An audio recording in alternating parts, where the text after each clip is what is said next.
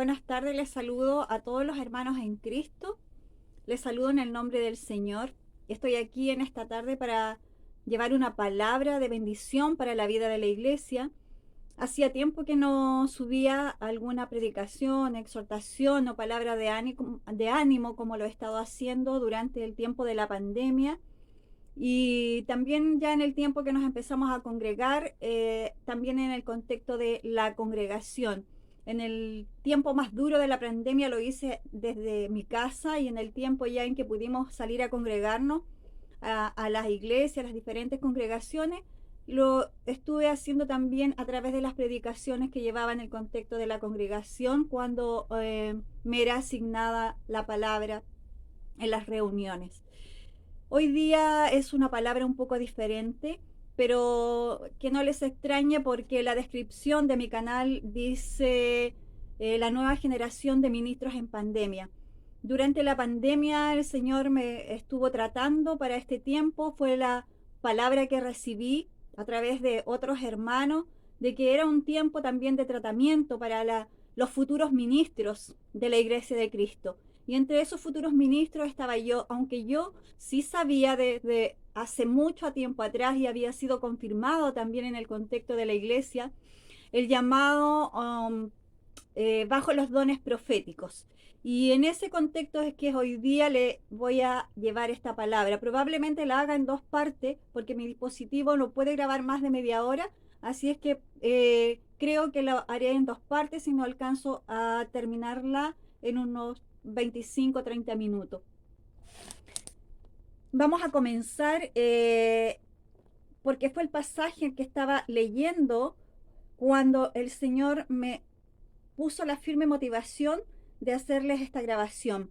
Y es en Jeremías 15, 10 al 19. 15 del versículo 10 al 19. Y vamos a dar lectura a la palabra en el nombre de Jesús.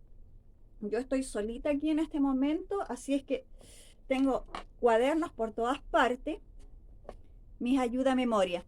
Vamos a la palabra entonces. Jeremías, usted la puede leer y la puede seguir en cualquier versión que usted tenga. Yo la voy a leer en la versión NBI, que es la que yo uso habitualmente para mis devocionales diarios, pero siempre voy leyendo también aparte dos o tres versiones más. Jeremías 15, versículo 10. Si ya lo encontró, me puede seguir. Dice así la palabra del Señor. Ay de mí, madre mía, que me diste a luz, como hombre de contiendas y disputas contra toda la nación. Esto está en signo de exclamación. No he prestado ni me han prestado, pero todos me maldicen. El Señor dijo, de veras te libraré para bien, haré que el enemigo te suplique en tiempos de calamidad y de angustia. ¿Puede el hombre romper el hierro del norte y el bronce? Por causa de todos tus pecados entregaré como botín sin costo alguno tus riquezas y tus tesoros por todo tu territorio. Haré que sirvas a tus enemigos en una tierra que no conoces, porque en mi ira un fuego se ha encendido y arde contra ustedes. Tú comprendes, Señor, acuérdate de mí y cuídame. Toma venganza de los que me persiguen. Por causa de tu paciencia, no permitas que sea yo arrebatado. Mira que por ti sufro injurias. Al encontrarme con tus palabras, yo las devoraba. Ellas eran mi gozo y la alegría de mi corazón, porque yo llevo tu nombre. Señor Dios Todopoderoso, no he formado parte de grupos libertinos, ni me he divertido con ellos. He vivido solo porque tú estás conmigo y me has llenado de indignación. ¿Por qué no cesa mi dolor? ¿Por qué es incurable mi herida? ¿Por qué se resiste a sanar? ¿Serás para mí un torrente engañoso de aguas no confiables? Por eso, así dice el Señor. Aquí está el versículo clave. Si te arrepientes, yo te restauraré y podrás servirme. Si evitas hablar en vano y hablas lo que en verdad vale, tú serás mi portavoz. Que ellos se vuelvan a ti, pero tú no te vuelvas hacia ellos. Haré que seas para este pueblo como invencible muro de bronce Pelearán contra ti, pero no te podrán vencer, porque yo estoy contigo para salvarte y librarte, afirma el Señor. Te libraré del poder de los malvados, te rescataré de las garras de los violentos. Seguí leyendo hasta el 20 y 21. Lo quiero leer en otra versión, que es la Nueva Traducción Viviente, porque aquí sale mucho más claro. Y dice en el versículo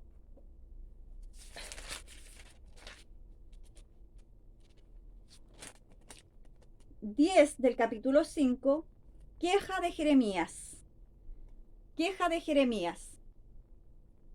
Dice, luego dije, ¿qué aflicción tengo, madre mía? Oh, si hubiera muerto al nacer, en todas partes me odian. No soy un acreedor que pretende cobrar, ni un deudor que se niega a pagar. Aún así, todos me maldicen. El Señor le respondió a Jeremías, yo cuidaré de ti, Jeremías. Tus enemigos te pedirán que ruegues a su favor en tiempos de aflicción y de angustia. ¿Puede un hombre quebrar una barra de hierro que proviene del norte o una barra de bronce? Sin que a ellos les cueste nada, entregaré tus riquezas y tesoros a tus enemigos como botín, porque el pecado corre desenfrenado en tu tierra. Les diré a tus enemigos que te lleven cautivo a una tierra extranjera, pues mi enojo arde como un fuego que quemará para siempre. Luego dije, Jeremías dijo, Señor, tú sabes lo que me sucede, por favor ayúdame. Castiga a mis perseguidores. Por favor, dame más tiempo. No dejes que muera joven. Es por tu causa que sufro. Cuando descubrí tus palabras, las devoré. Son mi gozo y la delicia de mi corazón, porque yo llevo tu nombre. Oh Señor, Dios de los ejércitos celestiales. Nunca me uní a la gente en sus alegres banquetes. Me senté a solas porque tu mano estaba sobre mí y me llené de indignación ante sus pecados. ¿Por qué entonces continúa mi sufrimiento? ¿Por qué es incurable mi herida? Tu ayuda parece tan incierta como el arroyo estacional, como un manantial que se ha secado. Y aquí está el versículo clave. Esto responde el Señor a Jeremías. Si regresas a mí, te restauraré, para que puedas continuar sirviéndome. Si hablas palabras beneficiosas en vez de palabras despreciables, serás mi vocero. Tienes que influir en ellos, no dejes que ellos influyan en ti. Pelearán contra ti como un ejército en ataque, pero yo te haré tan seguro como una pared de bronce fortificada. Ellos no te conquistarán, porque estoy contigo para protegerte y rescatarte. Yo, el Señor, he hablado. Si te manda, si te manten, sí, te mantendré a salvo de estos hombres malvados, te rescataré de sus manos crueles. El título de que le coloqué a esta palabra es El pecado de un profeta. El pecado de un profeta. Espero que les haya quedado más claro en esta versión, que es la Nueva Traducción Viviente. Y no se olviden del versículo clave, que es el versículo 19. Esto responde el Señor. Si regresas, a mí te restauraré. En la versión NBI decía en el versículo 19, por eso así dice el Señor, si te arrepientes, yo te restauraré y podrás servirme. Si evitas hablar en vano y hablas lo que en verdad vale, tú serás mi portavoz. Que ellos se vuelvan hacia ti, pero tú no te vuelvas hacia ellos. Vamos a continuar. Antes de entrar de lleno, el Señor me llevaba a un versículo que he estado reflexionando en estas semanas atrás, en estos días atrás, y de hecho ayer lo compartía con una persona. Y vamos a usar estos versículos para el análisis interpretativo que quiero hacer, para llevarlos a lo que el Señor quiere hablarles y hablarme también a mí a través de esta palabra. Vamos a ir a 2 de Pedro 3:9. Acuérdense que el versículo clave, que era el 19, estaba haciéndole un llamado a Jeremías, el Señor, de que se arrepintiera, de que se volviera hacia él. 2 de Pedro 3:9. Este versículo lo vamos a leer en 3 versiones diferentes, porque cuando yo lo estaba reflexionando, me fue llamando la atención lo que dice en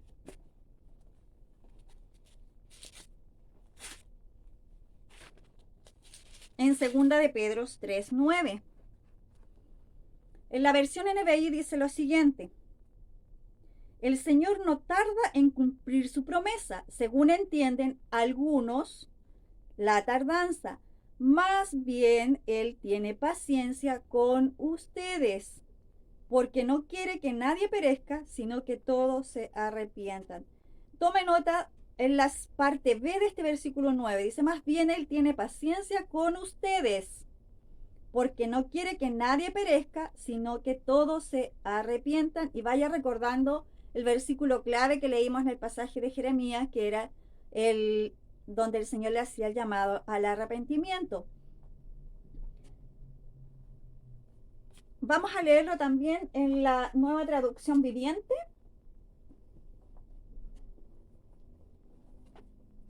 Y dice lo siguiente: segunda de Pedro 3, versículo 9. Dice, en realidad no es que el Señor sea lento para cumplir su promesa, la promesa de su venida, a eso se refiere, como algunos piensan. Al contrario, es paciente por amor a ustedes. No quiere que nadie sea destruido, quiere que todos se arrepientan. En realidad no es que el Señor sea lento para cumplir su promesa, como algunos piensan. Al contrario, es paciente por amor a ustedes. Coinciden estas dos versiones, ¿cierto? Por amor a ustedes. No quiere que nadie sea destruido, quiere que todos se arrepientan. Y vamos a leer también la traducción Pechita, que es una traducción del arameo al español. Le he leído esta en otras ocasiones también, porque es una Biblia que a mí me trae mucha claridad al estudiar la palabra. Dice en 2 de Pedro 3:9, Yahvé no se tarda en sus promesas, como algunos lo tienen por tardanza, sino que es paciente por causa de ustedes.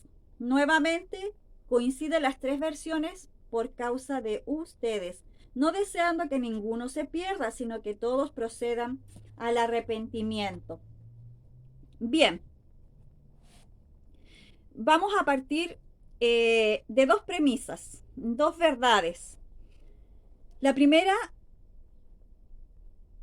es a quién estaba escrita la segunda carta de Pedro. Seguramente algunos de ustedes que puedan estar oyendo lo saben, pero otros no.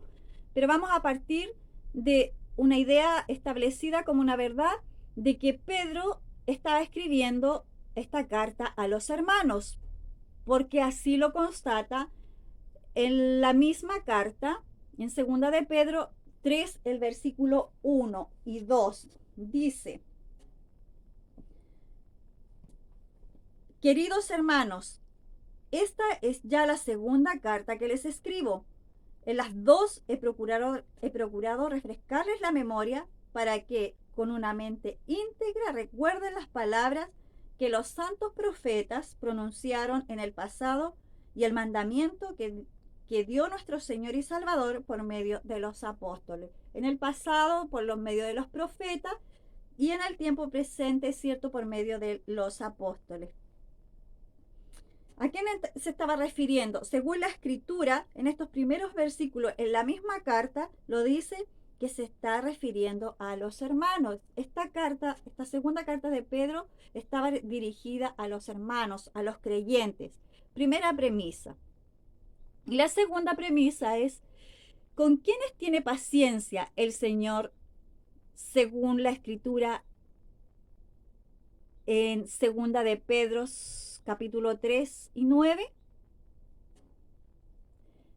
Ya leímos las tres versiones y las tres versiones coincidían en que se refería a ustedes, a los hermanos que estábamos recién diciendo, que aparece explícito en el capítulo 3, versículo 1 y 2, a los hermanos, a los creyentes. Por tanto, ¿con quién tiene paciencia el Señor? Con los hermanos. Y esto es bien interesante. Vaya guardándolo usted ahí porque cuando vayamos haciendo la interpretación, vamos a ir yendo hacia lo que el Señor nos quiere llevar. Pero por el momento vayan guardando estas cosas ahí, reteniéndolas en su mente. Lo que leímos en Jeremías, el versículo clave, que era el 19, que el Señor le hacía un llamado a Jeremías al arrepentimiento. En la segunda carta de Pedro 3:9, que el Señor también hay un deseo de su corazón que nadie se pierda, sino que todos procedan al arrepentimiento, y que se estaba haciendo referencia a ustedes, a los hermanos, a los creyentes. Bajo estas dos premisas no podemos dejar de hacernos una tercera pregunta. ¿A quién enfoca el Señor su deseo de que se arrepientan? Ya lo dijimos anteriormente. Su deseo se enfoca en que ustedes, los hermanos, los creyentes, sean quienes se arrepientan.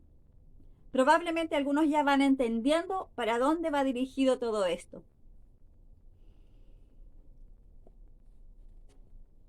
¿Y para qué? ¿Para qué está el deseo enfocado a los hermanos que se arrepientan? Para que no perezcan. Ese es el deseo del corazón de Dios que aparece escrito en la segunda carta de Pedro, capítulo 3, versículo 9. Avancemos entonces. Ahora nos vamos a ir al Nuevo Testamento nuevamente. Vamos a ir a Efesios 1 y versículo 2. Al libro de Efesios 1, Efesios 4, versículo 1 y 2. Efesios 4, versículo 1 y 2 dice lo siguiente. Aquí en la Nueva Versión Internacional tiene un título y dice: Unidad en el cuerpo de Cristo. Por eso yo, que estoy preso por la causa del Señor, les ruego que vivan de una manera digna del llamamiento que han recibido, siempre humildes y amables, pacientes, tolerantes unos con otros en amor. Por eso yo, que estoy preso por la causa del Señor, les ruego que vivan de una manera digna del llamamiento que han recibido, siempre humildes, amables, pacientes, tolerantes unos con otros en amor. Esa es la demanda del Señor aquí. Es lo que está escrito para los hermanos de la iglesia de Éfesos a través del apóstol Pablo, ¿cierto? Es escritura inspirada por Dios, por el Espíritu Santo. Bien. Vamos a leer también Efesios 4.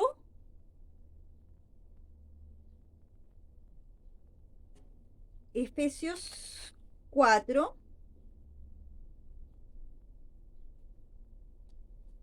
El versículo 21. Dice: sométanse unos a otros por reverencia a Cristo. Sométanse unos a otros por reverencia a Cristo. Recordemos que aquí parte en el capítulo 4, hablándole a la comunidad, a los creyentes de la iglesia de Éfeso. Tenía un título que decía Unidad en el cuerpo de Cristo. ¿Y qué era lo que se le pedía?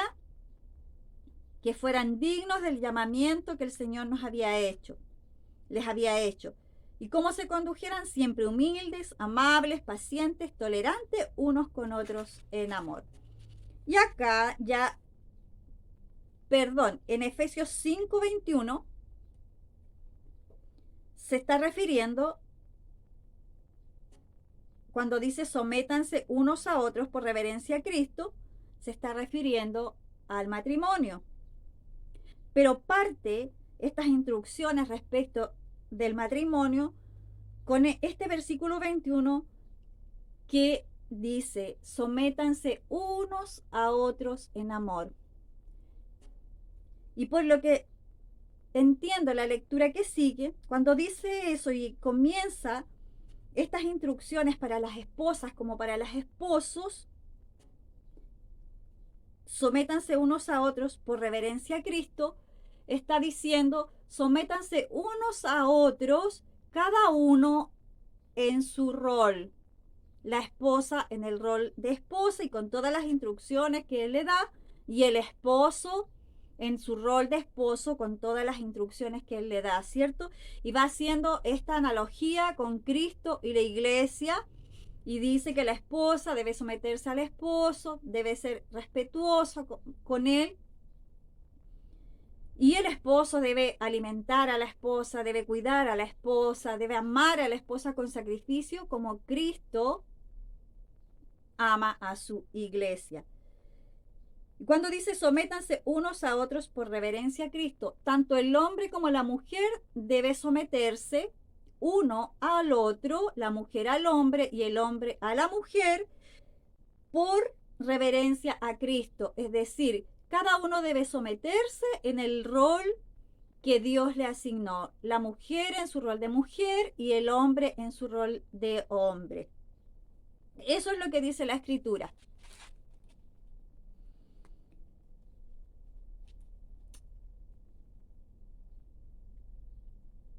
Ya. Leímos el capítulo 4, versículo 1 y 2, ¿cierto?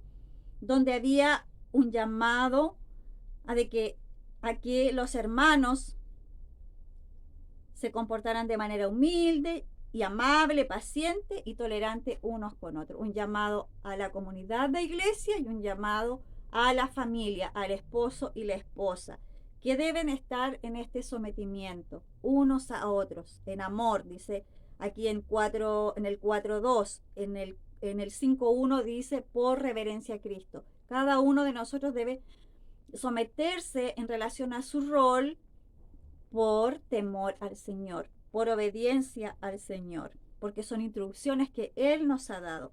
Y vamos a seguir leyendo en el capítulo 4, siguiendo los versículos siguientes. Dice, desde el versículo 3 en adelante, esfuércense por mantener la unidad del Espíritu mediante el vínculo de la paz. Hay un solo cuerpo, un solo espíritu, así como también fueron llamados a una sola esperanza, un solo Señor, una sola fe, un solo bautismo, un solo Dios y Padre de todos los que están sobre todos y por medio de todos y en todos. Pero a cada uno de nosotros se nos ha dado gracia en la medida que Cristo ha repartido los dones. Por esto dice, cuando ascendió a lo alto, se llevó consigo a los cautivos y dio dones a los hombres. ¿Quién dio dones a los hombres? El Señor Jesucristo, cuando ascendió a lo alto, dice. ¿Qué quiere decir eso de que ascendió? Sino que también descendió a las partes bajas, o sea, a la tierra. El que descendió es el mismo que ascendió por encima de todos los cielos. El mismo que fue sepultado es el mismo que ascendió, ¿cierto? Para llenarlo todo. Y aquí vamos con el versículo interesante de todo esto. Él mismo constituyó a unos apóstoles, a otros profetas, a otros evangelistas y a otros pastores y maestros, a fin de capacitar al pueblo de Dios para la obra de servicio para edificar el cuerpo de Cristo.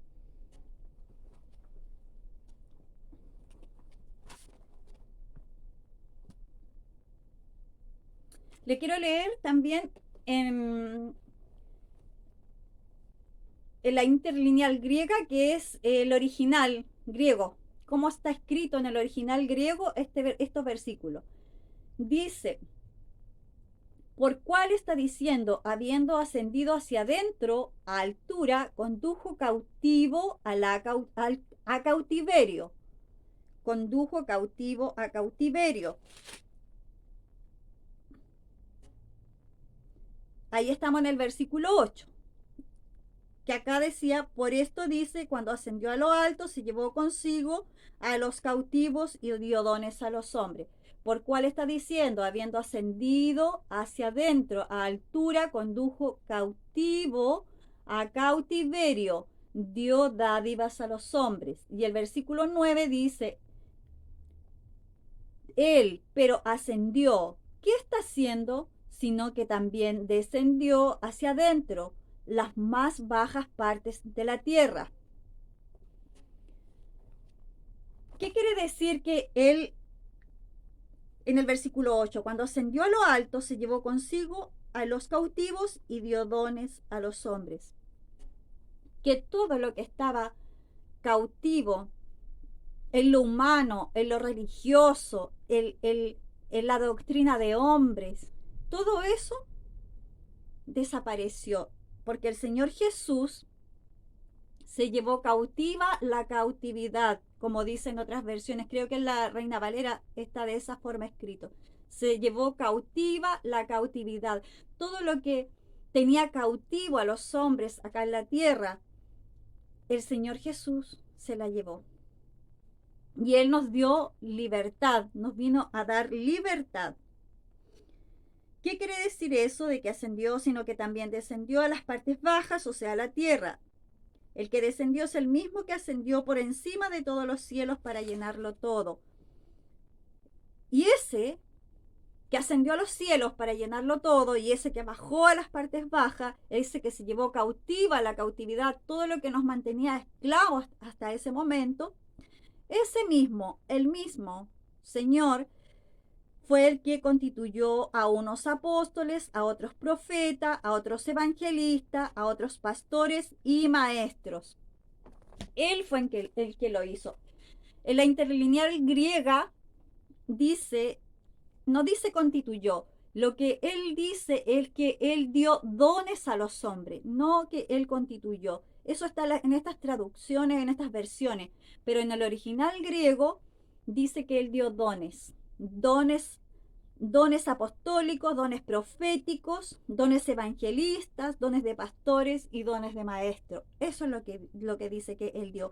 ¿Para qué? Para capacitar al pueblo de Dios para la obra del servicio, para edificar el cuerpo de Cristo. Dio dones a la iglesia. También podemos ver a través de Corintios todos los otros dones que él dio. Bueno, hasta aquí nos vamos a quedar en este momento, porque ya llevamos hasta aquí 27 minutos y vamos a continuar en la segunda parte.